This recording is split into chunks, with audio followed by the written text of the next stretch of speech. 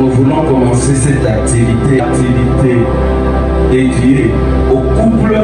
Nous sommes là pour un moment de prière ensemble avec les couples impliqués à ces oyo assez nangolu na nzambe otongoli maboko na mibale opesisa bepitoto mpona grâce oyo tozwi ya kobelema liboso na yaleti bana nzambe merci mpona ngolu mawa mpe molimo epai na biso tosambeli na nkombo na nguya ya yesu kristo toécrase yango topengani yango toanéantili yango toekufe yango na basina yango na nkombo na nguya ya yesu kristo na nkombo na nguya ya yesu kristo na Nazareth na nkombo na nguya ya yesu kristo elombe.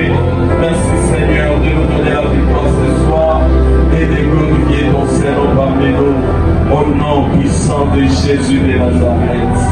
Merci Seigneur. Merci Jésus. Merci à Yesu Masia. Upate malamo zambe na solo zambe na bomo zambe na makilo mimba. Uzali bozo zambe kana lukumo pana yo papa pana kusansi sona pomba muluni bosona yo. Tikete kwisika tena na bomo na Seigneur. Bisika nyoso babo bazali na nzela pe na kati na bare. Yesu Kristo le kana kumwambia pale no zambe na lola tikete uni kumsabata na yo papa na kokona Yesu Kristo. Amen.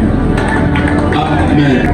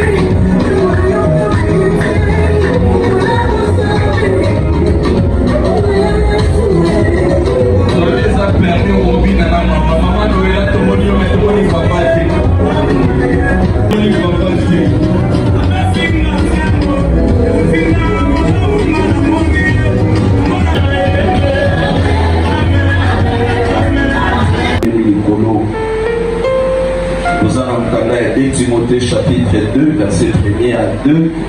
Matani na kombo na Yesu Christo. J'exhorte donc avant toute chose à faire des prières, des supplications, des requêtes pour tous les hommes, pour les rois et pour ceux qui sont élevés en dignité, afin que nous menions une vie paisible et tranquille en toute piété et honnêteté. Parole du Seigneur. Tobeteli maloba oyo maboko tofandi na kombo na nguya Yesu Kristo. Thème exhortation na biso tozoyaki na mona kati d'invitation. Nous voulons parler de l'impact de la prière. Nous devons choisir de prier. Alors je vais prendre quelques observations par rapport à cette prière que nous devons faire dans nos familles. Première observation, cette prière doit venir avant toute chose. L'apôtre dit, j'exhorte avant toute chose. C'est-à-dire, la prière doit venir avant mon Aolia. Couple Moïse Sanga, Amen. Avant mon Aolia, la prière doit précéder mon Aolia. Parce que la prière fera que mon Aolia sera méconnaissant. J'exhorte avant toute chose. Avant mon Aolia, la prière doit être permanente au sein de la famille. La prière doit venir avant le projet en couple. La prière doit être là. La prière doit avoir sa place au sein de votre foyer, au sein de votre famille. C'est quelque chose qui est sans interruption. On ne prie pas les lundis pour prier encore les samedis. C'est chaque jour qu'il faut prier. Alors je dis, pourquoi il faut prier chaque jour? Parce que les diables nous guettent chaque jour. Les diables nous tentent chaque jour. Les diables veulent nous détruire chaque jour. Il n'y a pas un seul moment dans la vie d'un croyant où il peut se fatiguer de prier. Ce moment n'existe pas. En tout temps, en tout lieu, nous devons être des hommes et des femmes qui prient parce que les diables nous guettent. Si nous voulons mener une vie tranquille et paisible, nous devons ramener l'autel de Dieu dans nos familles, l'autel de Dieu dans nos maisons. Nous devons comprendre que la prière doit venir avant tout. Avant de payer les frais scolaires des enfants, ça doit être la prière. Parce que la prière fera ce que bon et mon soit l'année prochaine, on va continuer au temps. Mais quand tu privilèges une bonne classe sans la prière, l'obi bon et au kanama, pas la prière. J'ai dit au couple de l'envers, il est plus que urgent que nous puissions rebâtir l'autel de la prière au sein de nos familles. Si tu m'entends, tu me dis Amen. Si tu me comprends, tu me dis 3 fois Amen. Il est plus que urgent, maman, papa, frère, soeur, que nous puissions rebâtir l'autel de la prière au sein de nos maisons. Réunissez-vous autour de la prière, papa, maman et les enfants. Réunissez-vous autour de la prière. Avant toute chose, avant les projets, réunissez-vous. On peut savoir dans mon paquet, poto, à Komibuna, ou te balouki, à Bosanio, alors que tu as eu au l'élu, ok? La prière et la prière, toujours la prière. Les amis de Presse et Médias vont nous balancer un magazine que nous allons suivre. Suivez ça attentivement. Bobalani, ça fait combien de temps? Beta Lisolo Mobimba pour Congolais Morazolandayo à comprendre pourquoi il y a.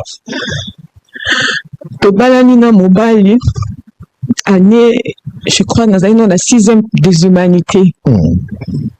Ndenge nazaki mwana bukie, aye kobalanga, aye baki vite, aki kovande pa na ye na koli na maboko na ye. Abalaki officiellement. Officiellement. Tatano na mama to babali.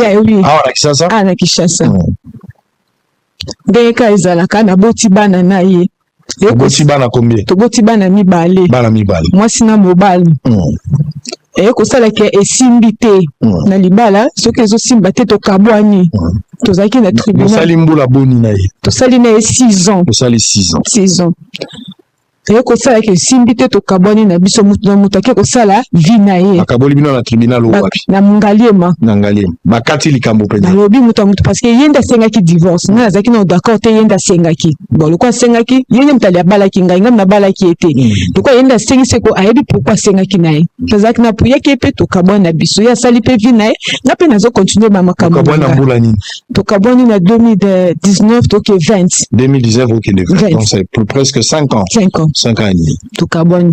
Yake a s'engager à balena mwasi mususu. Mwasi azana ye azapena mwana. Ngana zaki na bana na ngai. Abalaki mwasi wana zaki na mwana to baboti na ye. Te no baboti na mwana bana na mwasi wana. Mwasi wana pa yaki na mwana na ye. Ngana zaki kana bana magre bakabola biso ngam na zaki na bana. Bana bazaka ipana. Bapesa ngano garde bana te me bana ngani mna boko libana. Itoto kaboni ngani mna zaki na ngana bana. Yaki sala vie na ye ngamu na boko libana nanga. Na longo na ndako libala le petit avait 2 ans je crois. Les garçons. Na boko libana ngana pasi na mutoki kiboyi. Ouais garçon nde yaya to ya mwasi. Ya garçon de leki ya mwasi nde yaya. Ouais ya mobali obi azaki na mbulani. Azana 7 ans. Azaki na âge ni tango shi. Na 2 ans de tokabona mobali. Tokabona mutomta sali pe vine. Bana amoni bana bakoli. Aye ko senga nga bana. Nepse no peso bana na ngati. Bana na nga ba okele pana otote yo bo oumeli mingi na bana osufi mingi na bana pesa nga pena vana pena ndambo bana bazwa pa affection nga na boyaki vraiment aye ko funda nga na justice ebite opesa epe bana kana ngalema opesa epe bana na bino opesa bana na nga ite na yebiye biko boyebiye te ngande muna yebiye na opesa bana na nga ite mama na bibo bokele kasi bo solo na aye lisusu ote bandeko na nga bana na bango bazwi diplôme d'état baliona na 2024 bana nanga bazwi bana na yaya nanga bazwi diplôme d'état pesanga bana bakende ko fêter diplôme d'état en famille donc okai pe ko boya te parce que baza en famille eza bana na ya famille baza na fête ya batu nyonso bakende bakende bazonga benanga ke bazokende bazozonga bana bakei ba fêter pe ya ko fêter basisi azoselinga bana tayi ko benganga l'accent ba photo ya bana opesi nzela to l'accent photo ya bana l'accent ba photo ya bana ndenge bazali bango mibale yana leki bato mona bango ata vidéo na bango soki ezali to ba photo na bango ya bana mibale ndo bazali donc yaya zawo ya mwasi komona nani Opre Juliana Masengu Kabengele et puis oya mobali nuke bakabengele grâce wa kufi OK donc baza bango mibale bana na yo bango wana oboti na mobali oya mwasi ya mukolo oya mobali ya mobali leleki nde akena bango ayiko benga ngai o Dorcasi nalobi opesanga bana loko onyokami na bana mingi pesanga bana natangisa bana koto na eseke to sala ngo boite zonga na justice parce que tozalaki tozongaki bayebisinga na ke mona esika ye afandaka na mona école oyo ya komisi bana na ngai tosalaki yango pe nakende komona place ya vandaka nakende komona pe école ya bana na se renseigner pe bana nga bazotanga même to bana bazali na classe na bana ko kera bana rendre bana nga visite et ko sala to kokota année to kota année ya sika na senge vacances pendant fêter na bana nga ko tomber ke 1er janvier za anniversaire maman la biso to bito fêter biso sono ba koko na ye na bana naye na senge pe bana ayela kinga bana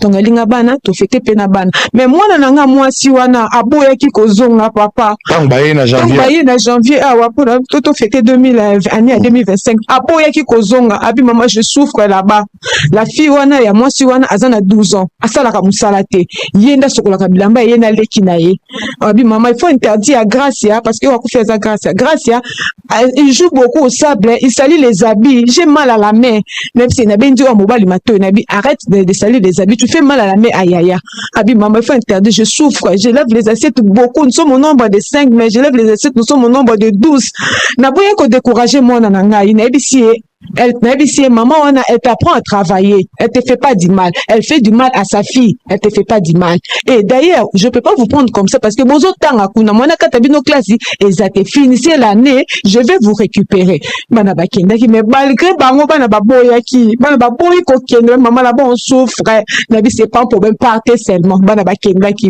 to bana bakei tozo solana bana kandi to solana d'habitude c'est dimanche na samedi tozo solana bana solana à travers papa na papa ni moi papa bon ya téléphone parce que bon baza téléphone te yo tata na mo bolingo si la télé ko ezate yazana mo singa pe na ba makambo nga na eloko eza susu te du coup teko kota congé à Pâques auto chokota o date sur le 31 et certain lundi to sona bango lundi si je me rappelle que le 31 oui. Mercredi na minuit bazo benganga o mobala kufi bazobenga ngo mobali akufeli nini docteur wana mutu abengaki nge eza bon frère ya papa ya bana wana nda benginga na téléphone o Dorcasi tozokende na grâce na hôpital azolela kombo na yo na umelaki te papa na bengi petit frère nanga na boketika nga boza wapi bayi baza na campus boke campus na petit frère na bolati bosunganga tokoma mbangu na campus tokemona mwana azolela ngai après quelques secondes ye bofo wana azobenganga omona kufi déjà batie na morgue mutumona na morgue na likambo nini bakomaki na clinique te na yebi te papa nanga déjà ba na commune ba na UPN na commune na yangali na UPN bakecha mona na campus yo za na commune ngape na UPN wana kaka batie mona na commune batie mona na campus yangali na morgue yangali ya mo amba nabi bongo mwana ngo boche na morgue papa na ye aza wapi c'est le monsieur wana oya benga kinga wana ndazolo ba papa na yazo koka kuluba tenga OK peut-être aza émotionné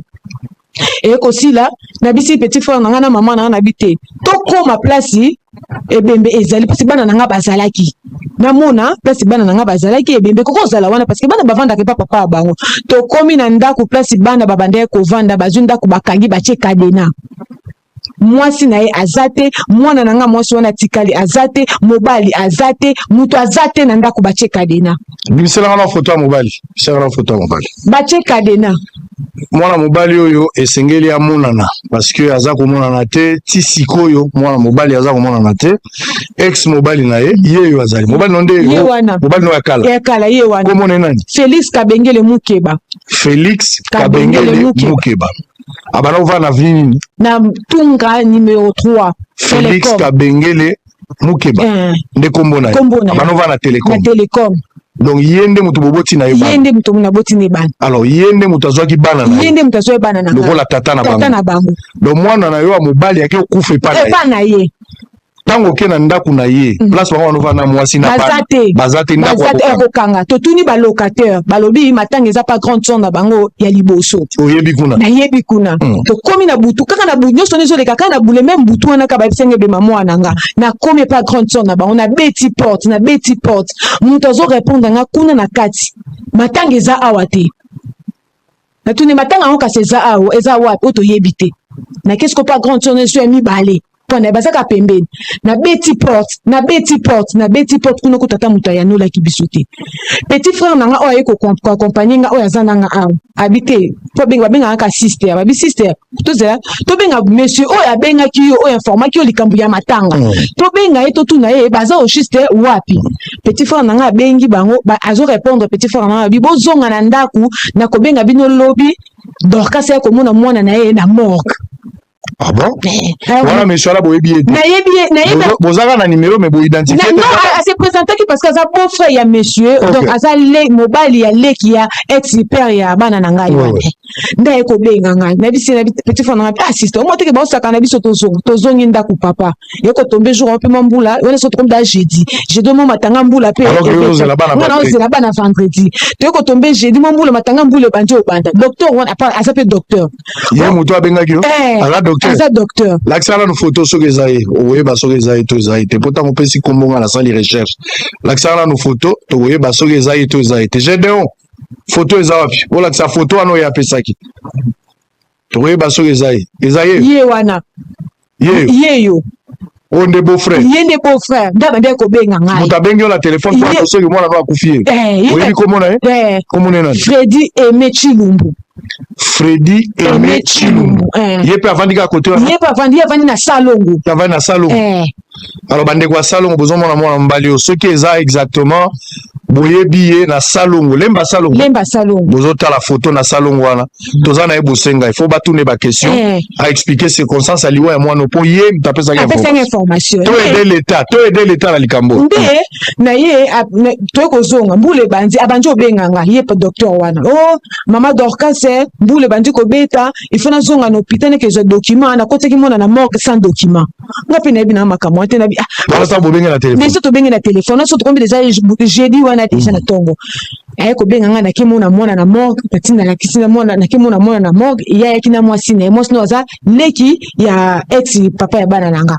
Voilà tango yo komi. Tango na komi na morgue ya mo. Na moamba. Ba koti na kati. Na koti singa akeko ya précédent ka koti no kuna na kati. Ba solo directement ko zwanga ba tungo kokota nana na bino kokota nga mongo te na kota na mama na ngai.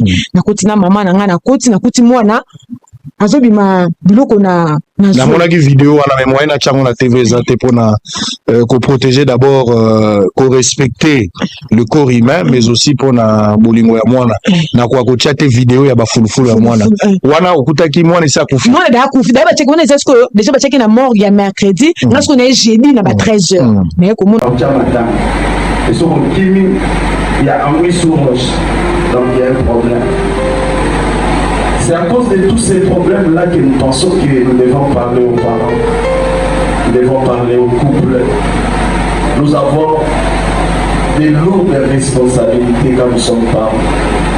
Autant que vous avez un célibataire intelligent, autant qui parle vous avez la moitié qui est au beau temps et puis on va aller dans la tragédie à tout. Ça doit nous interpeller. Quel type de parent est-il par exemple? Projet Mario Konabana, mes amis, par exemple, comment un jeune homme qui devait peut-être ou bien à la médecin, à l'avocat, à la je ne sais pas ma pilote, peut partir comme ça à cause il y a irresponsabilité parentale, irresponsabilité d'un père. Chers amis, prenons notre responsabilité aussi. Donc, sur la responsabilité, les agents fériés l'après-midi, activité dénommée Ibala ya Osengo. Alors, donc, Osenga, vraiment, nous avons su la bilo, aux à la famille, sur le couloir. Ils sont aussi par l'enveloppe la biso, et que vous voulez remettre la biso ya pour ça, la biso plaisir, il y a au pesa ya pour bino moko awa, soit un dimanche, soit un mercredi, parce que jusque-là, nous ne savons pas. Vous avez une invitation par quel canal, sur le niveau pesa va nous inviter à Bino. Peut-être que vous pouvez échapper du saut.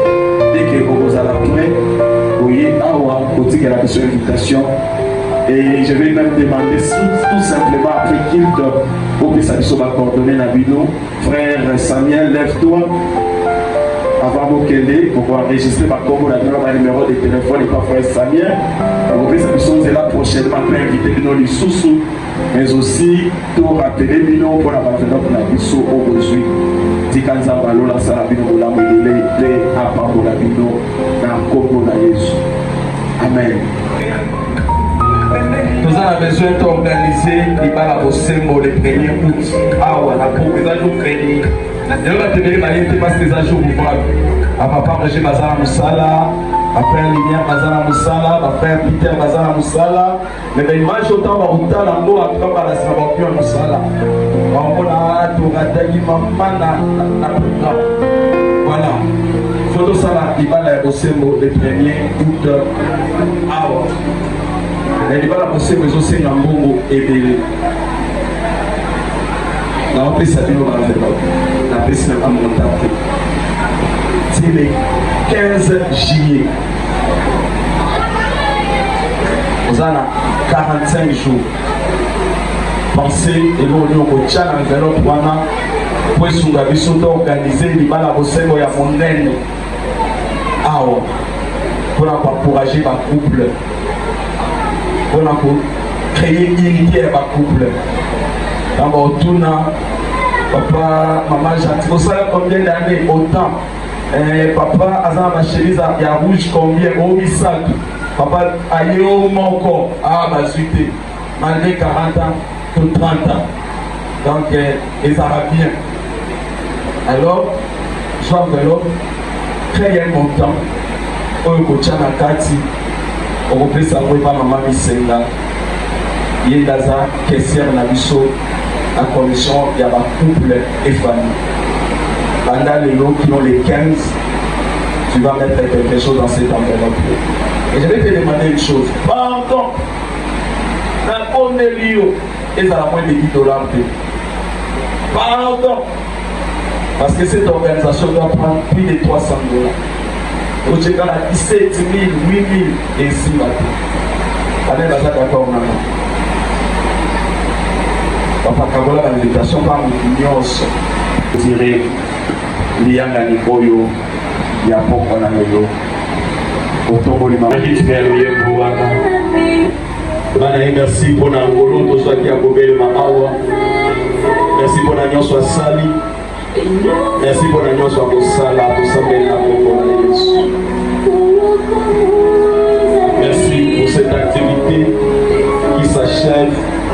C'est à répondre à l'invitation Oyo. Dimalola n'avait pas mamé la bango. Bon, bah, je suis grâce à cause à la Wate pour des raisons de service. Dima grâce à l'école la bango. Ton bon délire au centre à Lola. Au moins, il s'en va bon, le pays Mawana yo. Tu as un problème à Misolo, le soir. Faut que Basile s'approche Oyo. Nous sommes intercédés pour les sous. Merci Zambayo Kakalo Sambo. Parce que ça y a mon combo na Yesu. Au salaire mon combo na Yesu. Au salaire mon combo na Yesu. Tout le monde est pour la coupe nous. Akatina biso. Makama mbongo nyoso esalami ezozelaka babénédiction nuptiale de Bisanzamba a réalisé pour la bango bandoto wana mokolo wana ekoka makambo nyonso esalama bien na kombo na Yesu tosambeli pour la bango to présenter au bana na Yesu Masia ça me fait ça bango pesa bango bana na biso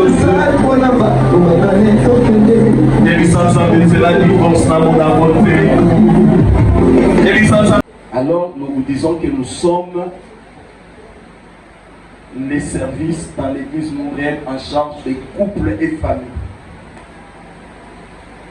C'est un service de l'église qui s'occupe des couples et familles. Ce service est géré par votre humble serviteur, le pasteur Daniel. Il travaille avec un petit comité dans lequel nous avons le frère Moutimba comme secrétaire et Maman Misenga comme trésorière. Voilà pourquoi je vous ai demandé de me remettre vos enveloppes juste au moment où vous êtes prêts au PCA pour que permettre à Bissot, dans le moment opportun, de inviter Bino pour la deuxième activité. Si vous avez un bandeko, il va sembler la bisoté, baza awa, les acquis pour la biso honneur à vous recevoir Bino. Si vous êtes là, vous pouvez côté les mains pour que tout y ait Bino na Congo la Yesu. Et la carte, vous zonga kuna pour pesa bandeko bote pe qui vient dans Zambeza na Bino kuna. Si vous avez ba église, qui tu mets le yembo wana. Merci pour la ngolo to soit qui a kobele ma awa. Merci pour la nyonso asali. Merci pour la nyonso akosala to sambela na Congo na Yesu.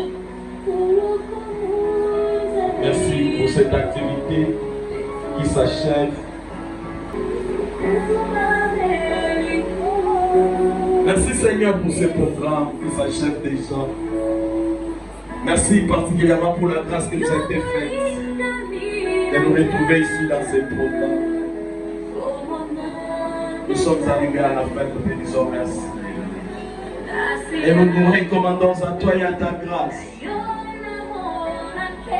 Nous nous recommandons à toi et à ta grâce. Zalan Zambé na biso. Zalan Zamba mabota na biso. Zalan Zamba bakoupe na biso. Tika nyonso na mabota na biso efukamela yo. Nyonso ekumisa yo. Togumba meli yo kolo. Togumba meli yo Yesu. Togumba meli yo tata. Tata na biso azala likolo. Merci Jésus.